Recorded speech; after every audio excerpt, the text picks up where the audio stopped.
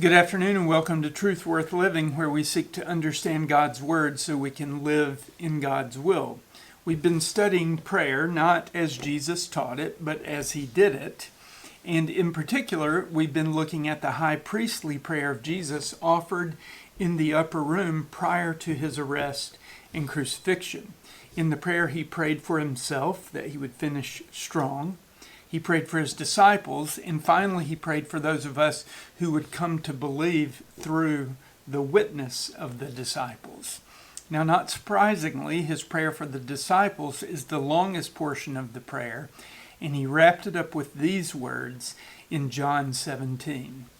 I'm coming to you now, but I say these things while I'm still in the world, so that they may have a full measure of my joy within them. I've given them your word, and the world has hated them, for they are not of the world any more than I am of the world. My prayer is not that you will take them out of the world, but that you protect them from the evil one. They are not of the world, even as I am not of it. Sanctify them by the truth. Your word is truth. As you sent me into the world, I've sent them into the world. For them I sanctify myself, that they too may be truly sanctified. So Jesus begins this part of the prayer by reinforcing the idea that His journey is coming to an end, and yet, surprisingly, He's full of joy. Now that's surprising because, as any parent can attest, the final leg of the journey is always the most difficult. Yet, Jesus was full of joy, and He was praying that His disciples would have it in spades when He was gone. He knew that His joy would be their strength, and He knew they would need it. Then He prays about why they're going to need the strength. Listen to verses 14 through 16. I've given them your word, and the world has hated them, for they are not of the world any more than I am of the world. My prayer is not that you take them out of the world, but that you protect them from the evil one. They are not of the world, even as I am not of it. Now, the challenges that they were going to face because of the hatred of the world necessitated God's strength and protection. See, when hated, people respond with what? Avoidance, right?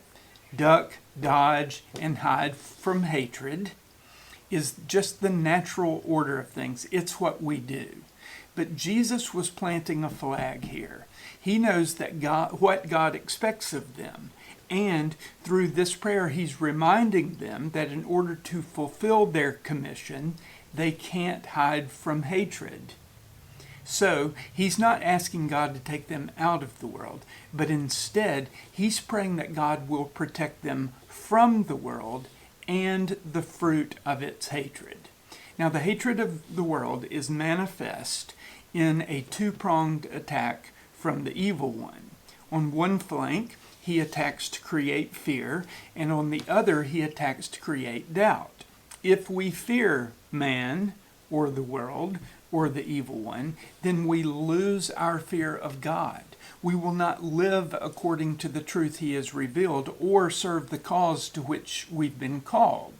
We will retreat from the battle. On the other hand, if the enemy creates doubt about the one we believe in or the truth we live by, then we are compromised. Okay, the light that we are supposed to shine goes dim, and the world is left in darkness. So Jesus asked God not to remove the disciples from danger, but to protect them from the fear and doubt the evil one wants to provide. Too much is at stake for them to fall silent. They must not abandon their post. They have to be in the world, but of course, not of the world. With that in mind, He ends the prayer for them by asking for their sanctification. Listen to how He wraps it up. Sanctify them by the truth. Your word is truth. As you sent me into the world, I've sent them into the world. For them I sanctify myself, that they too may be truly sanctified. Now, you understand, sanctification is the process whereby disciples are set aside for their great kingdom building purpose. When the process is complete, the disciple is trained and fully prepared to fruitfully face the world. Jesus prays that the disciples would be sanctified by the truth and implies that he's done his part and now he's entrusting them to God's plan to complete the process. They needed to face the fact that Jesus was leaving, that they would be left behind in a world full of hatred. But if they were sanctified, they were prepared. Jesus had done his part, and he was praying that God would do his. With the strength of God's joy and the sanctifying work of the Spirit, the disciples could thrive in their mission. That was the truth of their situation, and this is truth worth living. Thank you so much for joining me today. I pray that God will bless you and keep you and cause his face to shine upon you and give you peace. Have a great afternoon.